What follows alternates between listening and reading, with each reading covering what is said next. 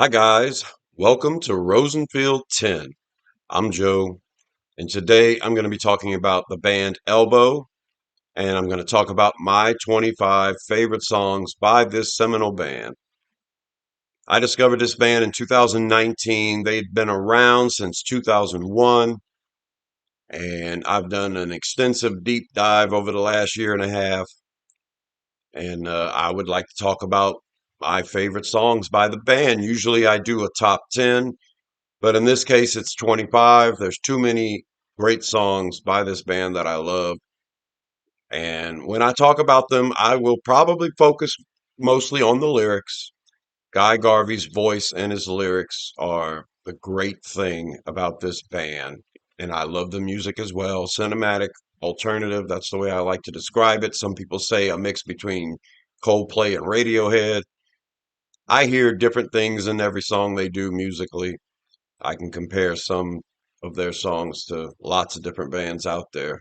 They do have a few that sound like Coldplay, but then they'll throw in a part that sounds like Radiohead. So when I talk about these songs, I'll talk about the lyrics and kind of how I feel about them. Although I have heard Guy Garvey speak about the meaning of some of these lyrics, I always interpret songs in my own way. That's the beauty of music, and great music allows you to do that. And let's get started with the list at number 25. I'm going with Charge from 2014, The Takeoff and Landing of Everything.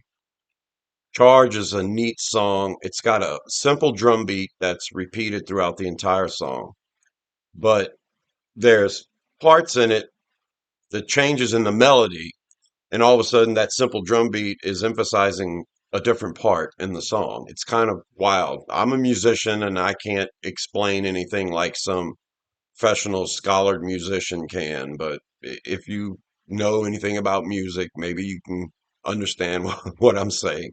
It's hard for me to describe it without all the terminology. I'm a guy that sits in a room and writes music myself, and I can't read it. So when I talk about stuff, it's kind of probably foreign to actual musicians.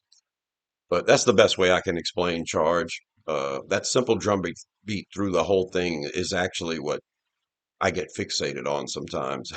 It's a simple song. Other than that, it's beautiful. It seems to be about an older guy who's in a bar surrounded by young people, and everything you've seen in your life doesn't seem to matter to these kids that don't want to learn from history.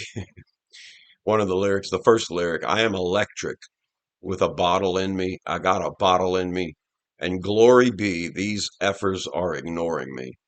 We never learn from history. I love the song. I think it's neat. Um, the tour that they had in America this year for the new album, they only toured the northern states. I hope they come back and hit the southern states where I'm at. But if they keep that same playlist, then Charge will be one of them. Oh, it's here for me at number 25. At number 24, I'm going with Jesus is a Rochdale Girl from 2011, Build a Rocket Boys. Jesus is a Rochdale Girl is the first song they wrote for the album, and I love it. It took me a couple of listens to really fall in love with it. And I think the reason why is because I'm a musician and I was hearing things. So Craig Potter, the song's basically acoustic guitar by Mark, and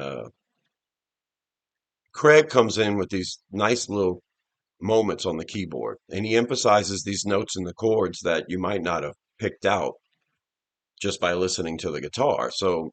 And once he hits those notes and I hear those notes, then my mind goes wild and I start creating all these other melodies with those notes.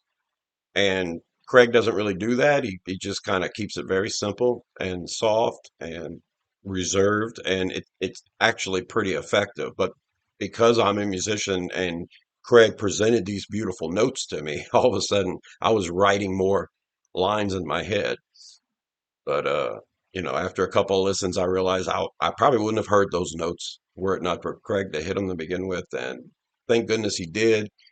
It's a beautiful song. It seems to me lyrically about someone who's moving and possibly moving to a better place. They're leaving a smaller place, moving into a bigger place. Maybe they got more success, but he's taken an inventory of all the things that really matter in life. And Jesus in this instance would be what matters. And so perhaps even though you come across fame and money and you're able to purchase all these new things, it's really just something simple. That's the most important thing to you. Jesus is a Rochdale girl and 45 CDs. I got a house that you can smoke in, so all my friends found me. And they found me full of myself and blood in my goodwill, and as yet a box to fill. Meaning that he's still got a lot to learn. I love it. At number 23, I'm going with Little Fictions from the album Little Fictions 2017. This is a wild song. Musically, it does some things that kind of throw me off at first. And after a couple of listens, yeah, it all feels pretty good. Uh, it's weird.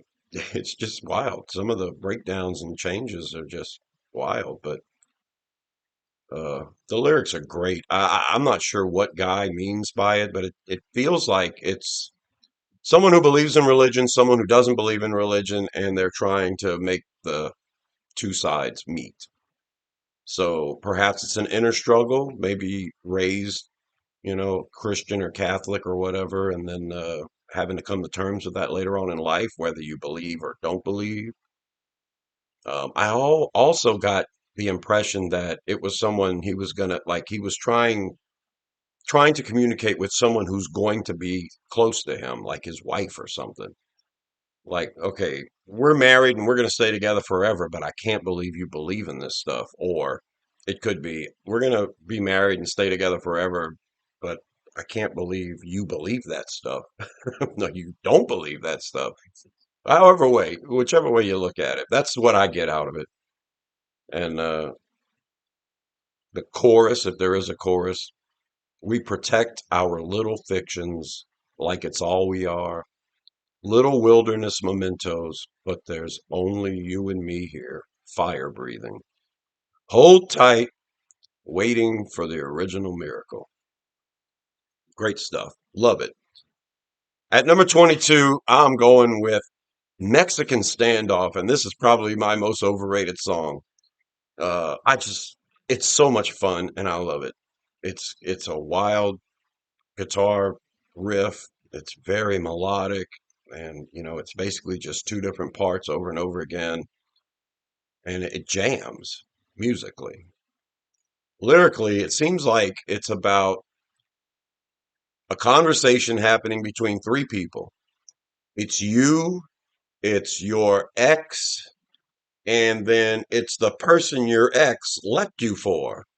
But perhaps they're not even together anymore. Because at one point, he says, your sweet reassurances don't change the fact that he's better looking than me.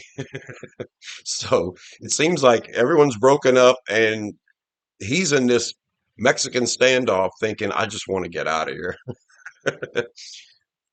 Yeah, I'm not superstitious, but if I can get this ball in the basket, then he'll wake up dead. That line cracks me up. Yeah. Your sweet reassurances don't change the fact that he's better looking than me. He'd look ideal neath the wheels of a car. Fun. It's funny, and I love it. It jams. So I got that here at number 22. At number 21, I'm going with Weightless from Giants of All Sizes, 2019. The first album I ever bought by the band or listened to from beginning to end by the band. Giants of All Sizes, a great album. And Weightless is the final track. I believe Guy says it's has something to do with the birth of his daughter and the passing of his father. And yeah, it's an emotional song. But when I first listened to it, it I'm okay, so I have four kids and I have kids with not only my wife, but with two other people. So there were plenty of times in my life when I had to have visitations and I had to share the kid with someone. And to me, Weightless, that's what was the focus, the meaning of it for me. It felt like as though he was saying, this beautiful child that looks like me, that looks like me and her, but we're not together anymore. And she comes in to take the child away because you're sharing time. And yeah, that's what I got out of it. And now that I know what the meaning of the song is, I'm not going to let it change the meaning I got out of it. So, that's the thing about beautiful music. At number 20, I'm going with another song off of Giants of All Sizes 2019,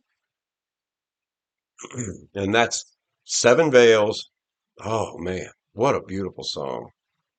The first time I heard Seven Veils, it got me. It's so beautiful. And it seems like it's about really slow. It seems like it's about uh, there's a person in your life who comes into your life whenever they break up with their significant other. They come back to you, and you're always there for them. You give them a shoulder to lean on, maybe a bed to sleep in, but that relationship never really goes anywhere. She always goes off to the next, potential future, and then that just gets destroyed and she comes right back into your life. That's what it feels like to me. One of the lyrics is, "Oh, the roar and the whisper in the focus of your stare, the sordid rapture of draw and capture, back to the four walls of your square. There's no roses in this garden, no sun melting in the sea. I've been over and over and over and over it. You live for the final dance. Take your seven veils and sail the seven seas." Oh, beautiful stuff. Love it. At number 19, Real Life Angel from the Takeoff and Landing of Everything 2014. This is a great song. It's certainly one of my favorites. Like the second time I listened to it, I was singing it around the house. I thought my wife was going to get sick of it because I was singing it so much. And I'm not even sure who he's singing about. It seems like he's singing about someone who's very important to them. And he doesn't really like the choices the person's making, but he's going to be there for them no matter what. It could be a sister, a real blood sister, or it could just be a friend that you are so close to you consider a sister. And yeah, no matter the bad choices she makes, you're going to be there for them. He at one point he says, "Hopping on tables or shouldering strangers are under my arms as we add to the waterfall. My little sister with brothers in common, you'll never need fear a thing in this world while I have a breath in me, blood in my veins. You'll never need to fear a thing in this world while I have a breath in me, blood in my veins. You'll never need fear a thing in this blue world." Love it. And saying "this blue world" calls back to the very first track, "This Blue World" on the album. And this song is towards the end. Great stuff. Beautiful, beautiful song. Love it. On that hallelujah morning, in the arms of new love, the peace that you feel is real life. Oh, beautiful. Mwah! Love it. All right. At number 18, What Am I Without You? Wow. When I first heard this song, I thought it was melodic. I thought it was cheesy. I liked it. I didn't think it would be one of my favorites. And yeah, it kind of has a Beach Boys feel through the whole thing. Maybe a hint of ELO in there, Elton John, maybe. I really get a Beach Boys vibe to it. But it's as cheesy as it is, it's just beautiful. It's like he's singing from the top of the world and he doesn't care how embarrassing it is. What am I on the earth for? If not to put you to bed, if not to remind you to eat sometimes, if not to cradle your head, what am I without you? I love it. I love it. It's a beautiful song. A lot of these songs are sappy. A lot of them are about love, and he'll say that in concert. All of his songs are about love. And I'm a big sap, and I'm all about the love. At number 17, oh, What Am I Without You, by the way, from Flying Dream 1, 2021, the last track. And then it has an extended, like, minute and a half, 2 minute instrumental at the end. Uh, Beautiful song. At number 17, This Blue World from the Takeoff and Landing of Everything 2014, the opening track, This Blue World. It's so slow, it's so sparsely put together, and it's almost like not a lot happens. And when I first heard it and the song ended, I'm like, I can't believe that was their opening track. Their opening track usually grabs you in a way, and that one was just really soft and almost somber and very, very direct. But man, it's haunting. It's beautiful. It's haunting. It really is haunting. That's a good word for it. It's called This Blue World, so I guess that's a appropriate feeling for it. It's beautiful. The lyrics are so good. At the end, oh Lord, he says, a somber midnight wish flies over the roofs and down through the years. I hope that you and yours are sleeping safe from what is sized formation, while three chambers of my heart beat true and strong with love for another. The fourth is yours forever. Oh man, he's such a good lyricist. I can't really tell you what it's about. He talks about staring through the window and seeing the coldest star in the arms of the oldest tree, and you'll come back to me. Oh, wow. I love that song. And that's why on First Impressions, it was a beautiful song. I'm going to listen to it when it comes on. It's not like I didn't love the song, but after listening to it a couple of times, and Elbow is a band I marinate with. I listen to a lot. At number 16, I'm going with The Birds, another opening track. This one from Build a Rocket Boys, 2011. The birds are the keepers of our secrets, as they saw us where we lay, in the deepest grass of springtime, in a reckless, guilty haze. Do they sing a million blessings as they watch us slowly part? Do they keep those final kisses in their tiny racing hearts? Beautiful. The Birds, that's a great song. Musically, it's built into like four sections. It starts with this incredible guitar riff with a slider, and you can jam to that all day long. And Guy starts singing this beautiful melody over it with the harmony, and both melodies and the harmony are gorgeous. Big moment melody takeover pieces, and so, but he's singing it nice and calm. Then there's a little section that's kind of like a bridge that slows down a little, gets sparse, and then kicks back in with that beginning, except they bring in this keyboard. Sounds like something Erasure would layer or a dance band would layer over a dance song. It gives the song such an energy. And they start singing that mantra. What are we going to do with you? Same tale every time. What are we going to do with you? Come on inside. Looking back is for the birds. And then it explodes. When they're doing the mantra, the lower strings come in, the cello, and it's junk junk junk junk, and it's chugging away. But then when it explodes and it brings in the violins, oh man, and it starts playing that melody from before that he was singing. and then guy comes in and screams at the top of it, and oh yeah, the Birds. That's one that I wish they would open every concert with. That's a great opening track. It's one of my favorite songs. Here at number 16. At number 15, from the album Audio Vertigo, 2024, this year. Oh man, Lover's Leap, my favorite song on the album, and it's about exactly that. You hear the story all the time about a place where two people go, they hold hands, and they jump off together because they're gonna die together and be together forever. And it's kind of wild. And at the end of the song,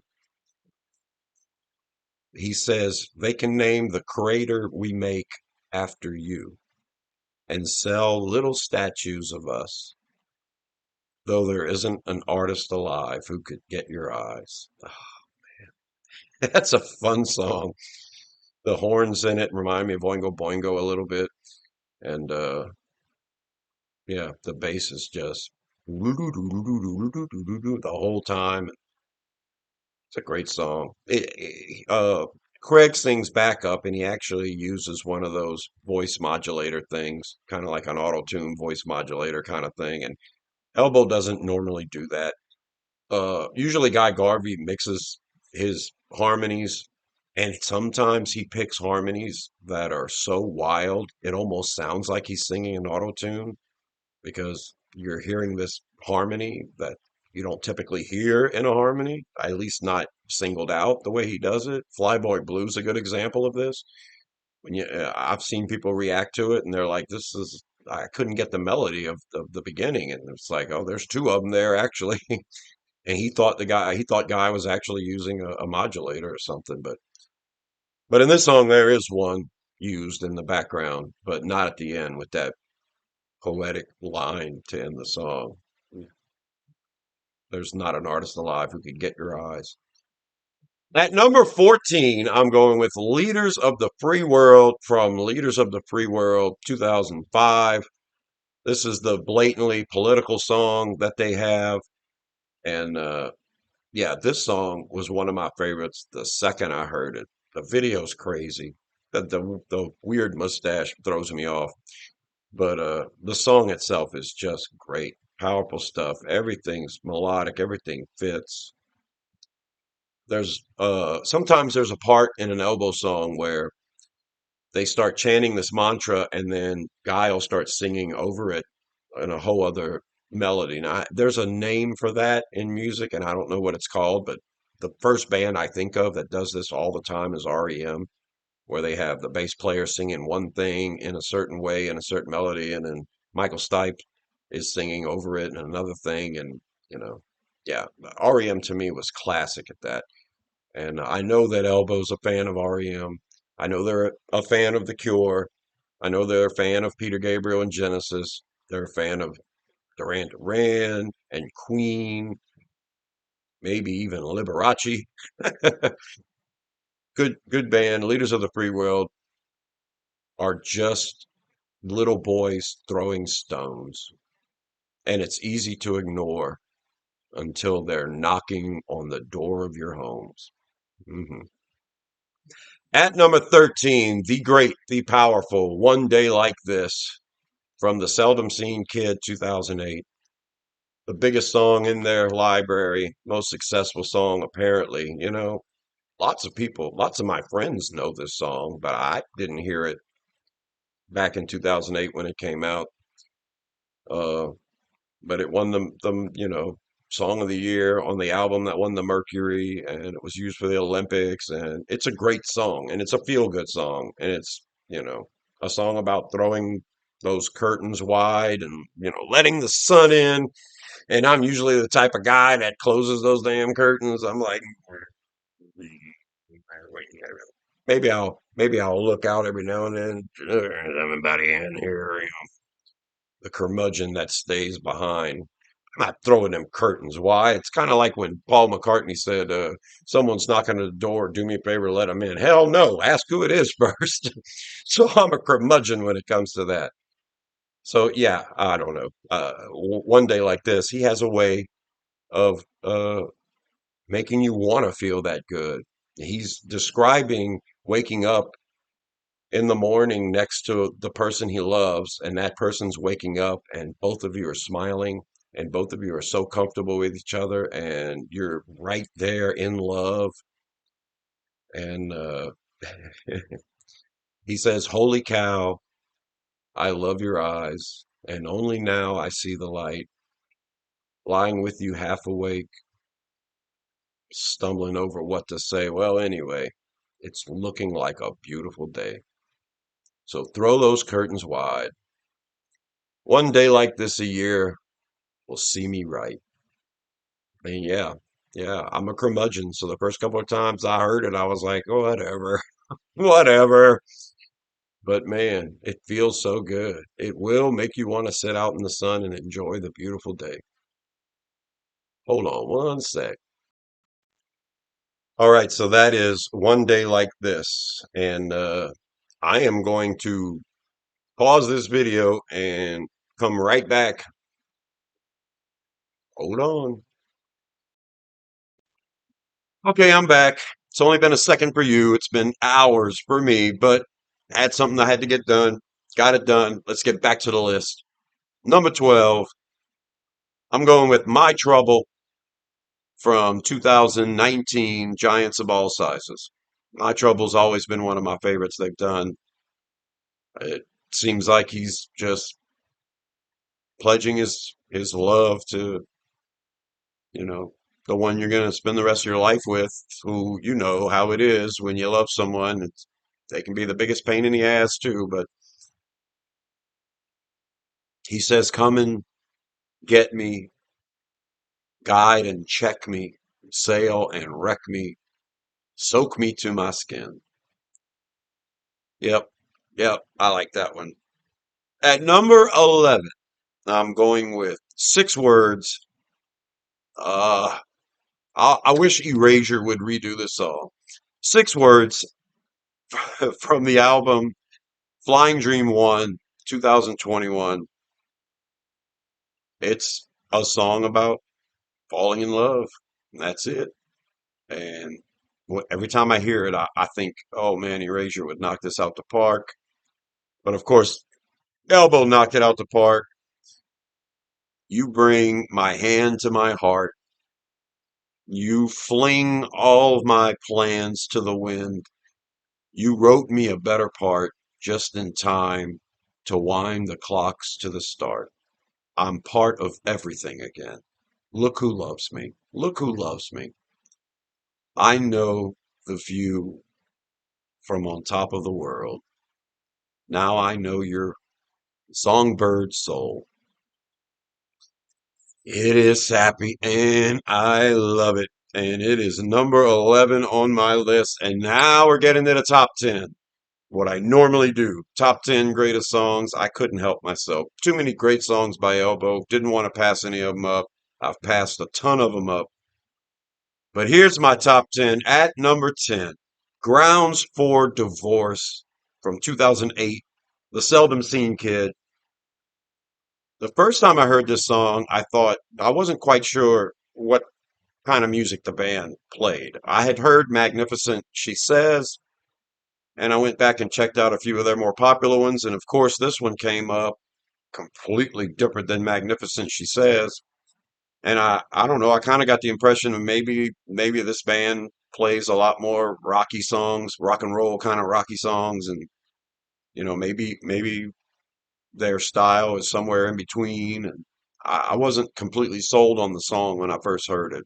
It felt like something they wrote just to get people going live, and actually they write a lot of songs that do that. And once I fell in love with the band through other music, I went back, and of course, Grounds for Divorce is just an ass-kicking song. There's a hole in my neighborhood down which of late I cannot help but fall. And I'm not sure exactly what his point was, other than to say he spent a lot of time in this bar. But you know, to me, calling the song Grounds for Divorce is kind of like you're going to get in trouble spending too much time there. But some of the things you're doing, you might get you in trouble, cause you grounds for divorce kind of thing. I don't know. It's funny that way for me, and that's the way I looked at it. At number nine, I'm going with My Sad Captains from 2014, the takeoff and landing of everything. My Sad Captains, beautiful song, horns, gorgeous, nice, three nice changes. Another sunrise with my sad captains. I believe he wrote it about friends of his that he never got to see, and always going to be important to him. And when they finally do get to see each other, it's always great. Another sunrise with my sad captains, with who I choose to lose my mind. And if it's so, we only pass this way but once. What a perfect waste of time. I love it. And it applies in my life to to my wife and son because I spend a lot of time at work and sometimes I feel that way. We work separate schedules. Sometimes right after I'm getting home, they're going to bed. So I feel like two ships passing in the night. And if it's so, we only pass this way but once. What a perfect waste of time. At number eight, the aforementioned Magnificent She Says from Little Fictions 2017. This was the first song I ever heard by him, and I loved it. The lyrics were so nice, and then I heard Guy explain the inspiration for the song, and it all makes so much sense. Knowing that he was having a child about to be born, and at the time he thought his child was a girl, found out after he wrote the song his child was going to be a boy, but he spoke to his wife and the mother of their son as she was pregnant and asked her about what she liked to do when she was a kid. They were hearing children on the beach playing, and she explained what she did as a child. And then he imagined his daughter being born, son, but at the time, daughter. And yeah, I love it. I love it. The words have always been great. Where a tiny pair of hands finds a sea-worn piece of glass and sets it as a sapphire in her mind, and there she stands, throwing both her arms around the world, a world that doesn't even know how much it needs this little girl. Seems to me he was ready to have a baby and he was embracing it, and you know, probably the whole experience was probably wonderful. This is a beautiful song. Number eight on my list. When I first started looking into Elbow, I thought this was going to be number one on my list for sure, but it's not. It's number eight.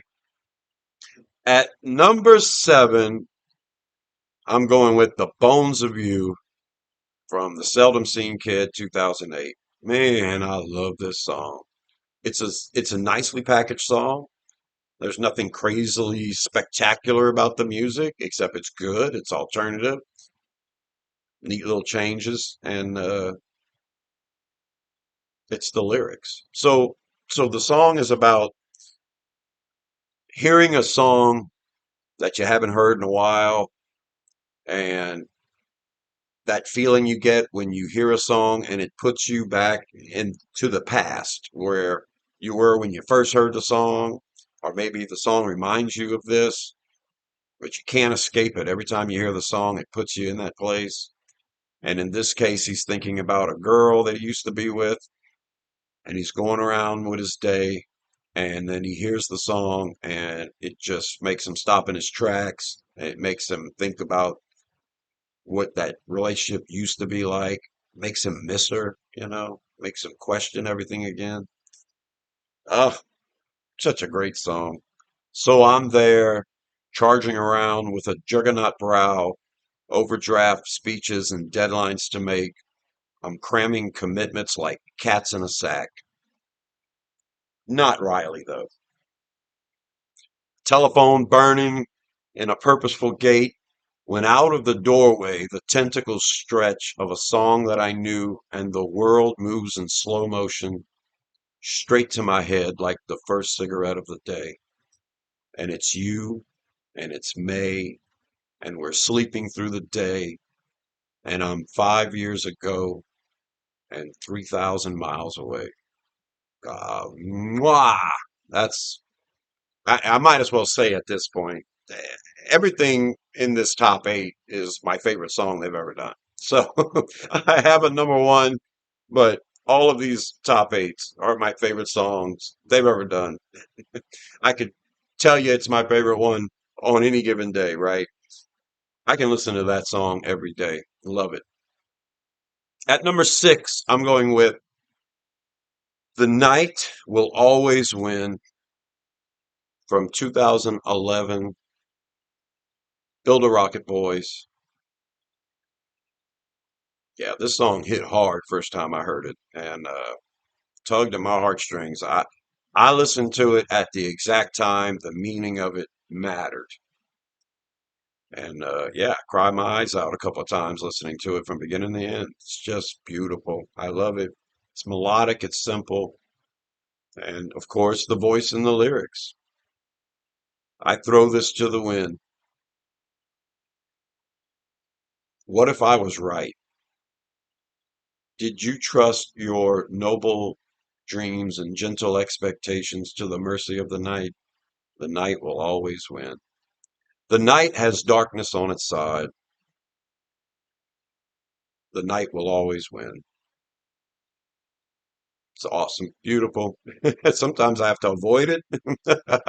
No, it puts me in a good place when I hear it. It's beautiful, beautiful song. At number five, Weather to Fly from the Seldom Seen Kid 2008. I love this cheesy song. I mean, this could be done by One Republic, you know? I mean, it's that kind of poppy structured and sappy kind of, but I love it. It's beautiful. I usually when it's over, I'm like, oh my God, that's it doesn't get it better than that, right? Songs don't get better than that. I love it. I do love it. He just sings the same three verses over and over and over three times. And it's great. It's about he explains it as it's about when he and the band were young and that they had their whole lives ahead of them and they were willing to take those chances and keep going, keep doing the grind the way they were doing it, enjoying it. It just so happened this album ended up being their most successful album. So, um, perfect weather to fly. We had the drive and the time on our hands, one little room, and the biggest of plans. The days were shaping all frosty and bright. Perfect weather to fly. Perfect weather to fly. Pounding the streets where my father's feet still ring from the walls. We'd sing in the doorways or bicker and row, just figuring how we were wired inside. Perfect weather to fly. So, in looking to stray from the line, we decided instead we should pull out the thread that was stitching us into this tapestry vial. And why wouldn't you try perfect weather to fly? Yeah, yeah, that's about the band doing what they do, enjoying it, and through the highs and the lows, making it. But I listen to the song, and the first part, it's as if I'm with a woman I was with before, and everything's great, and we're going to take off, and this life's going to be great. And then the second part mentions the father, and I'm thinking about how when I was young, you know, maybe your parents and you didn't get along quite well. I got along with mine just fine, but there was a time when this bird had to fly from the nest. And so that second verse makes me feel like being even younger and taking off. And in the third verse, so in looking to stray from the line, we decided instead to pull at the thread. Um, that felt to me like when my first wife and I broke up, and that, you know, perfect weather for her to fly away, for me to fly away from the relationship. So I got all of that from it, even knowing what he meant by it. I love that song. Beautiful song. At number four, Station Approach, the opening track from Leaders of the Free World, 2005. It's perfect song. I love it. There's parts of me that wish that they would remix it and try to do something different with the production, but as it is, produced as it is, it's fine. I just got to turn it up really loud when it first starts. I keep it loud. As loud as it gets towards the end, it's driving and it's good and it's wonderful. I love it. And it's about being away from home and then heading home. And that feeling you get when you know you're about to be back in that place where, you know, you feel yourself again. He says, I haven't been myself of late. I haven't slept for several days, but coming home, I feel like I designed these buildings I walk by. It's a it's perfect, perfect song for coming home. Station Approach. Love it. I thought this was my favorite song after a bunch of listens. I thought this one was going to be number one. You know, I thought Magnificent She Says was going to be number one. And then I thought for sure Station Approach was going to be number one. It's here at number four. At number three, I'm going with Switching Off from Cast of Thousands, 2003. Switching Off is just beautiful. One of the most beautiful songs ever written. There's no doubt about it. It seems to me like it's about if you had the opportunity to choose the last thought in your mind when you're about to die. So they say when you're about to die, your whole life flashes before your eyes. And in this song, it feels like he's saying, well, which memory would you choose if you could choose one, like a final meal, and right before you die? So the lyrics say, last of the men in hats hops off the coil, and the final scene unfolds inside. Deep in the rain of sparks behind his brow, there's a part replayed from a perfect day. I love it. Love it. And later on, he says, you're the only sense this world has ever made. Early evening June, this room and a radio play. This I need to save. I choose my final scene today. I'm switching off with you. First time I heard it when he said switching off with you, I thought, oh, I'm done with you. And then I listened to the lyrics. I'm like, no, he's saying, he's saying, when I die, I'm switching off. And you're the thought I'm going to have.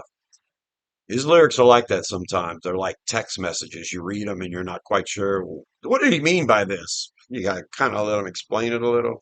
Yeah, after listening to the lyrics a few times, that's what he means. Certainly what the song's about. Choosing your last thought before you die and saying that he would think of her. Beautiful. At number two, Lippy Kids from Build a Rocket Boys, 2011. Now, I really thought Lippy Kids was going to be number one. I really thought that. All right, what could be better than Lippy Kids? It's just beautiful.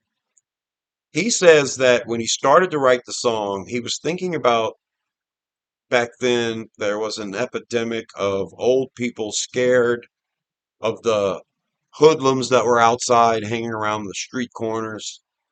You know, if they're destroying property, possibly hooligans. But hey, if you're just in a group of friends hanging around the corner, you're not necessarily a gang up to no good. And he was sympathizing with old people who have to worry about these kids until he realized, no, I was one of those kids. And that was the escape for him was you leave the house where your parents aren't supervising you, you go stand on a street corner, you smoke a cigarette with your friends, and this is like the best thing in life. And yeah, and he took that direction with the song instead and made a great song. It goes out to everybody because we were all there, especially if you're an alternative new wave kid like I am. I'm sure we all did it. When you get to that age where you want to grow up a little, and but you can't really under that roof. So, you know, anytime you get to spend away from home, you feel like that's part you're what you created, your friends, smoking cigarettes, hanging out on the street corner. Lippy kids on the corner again, lippy kids on the corner begin settling like crows, though I never perfected that simian stroll. The cigarette Senate was everything then. Do they know those days are golden? Build a rocket, boys. Build a rocket, boys. I love it. Build a rocket, boys. Like, these people look at you as hoodlums on the corner, but you are destined for great things. Like building a rocket, right? And the album's called Build a Rocket, Boys. The mantra, when he sings it and the entire crowd sings it with him, Build a Rocket, Boys. Oh, it's just beautiful. Like, I heard Lippy Kid several times. I heard the live Elbow Rooms version. I heard the album version. But when I heard Lippy Kids played in front of an audience and I heard that audience sing with them, oh, it made the song so much better. And it was already my favorite song they ever did. But technically, number two, I'm going with at number one, my favorite song by Elbow, The Seldom Seen Kid from 2021 from the album Flying Dream 1. And this one got me musically. So this happens like this song from beginning to end and musically it's just like that, it's perfection, it's beautiful. This note that's, you know, dissonant kind of note in some of the chords, but it remains through the whole thing, and there's a tension there, and when the melody finally fills in, it's like, man, it doesn't get better than this. Lyrically, it seems as though he's stuck inside because it's raining and he's having these crazy conversations about his wife. Like, I knew this guy once. We called him the seldom seen kid, and if you would have met him, you would have enjoyed him as a friend. You would have been talking smack to me in front of him. He would have been stealing you for dancing, but you would have landed in your own arms, and I would have stooged for your laughter, and you would have twirled in a chaos of charm. It's a wild song. It's like there's a competition there, but not really, because it seems like he's remembering this guy fondly. I don't know. I would like to know Guy Garvey's meaning behind the lyrics. I would like to know what he thought, but it's one of the very rare songs by Elbow where I love the lyrics, but it's the music that really captures me. And yeah, that first line, the roses were heavy with rain, and for ages veil after veil, and the pictures are whispering.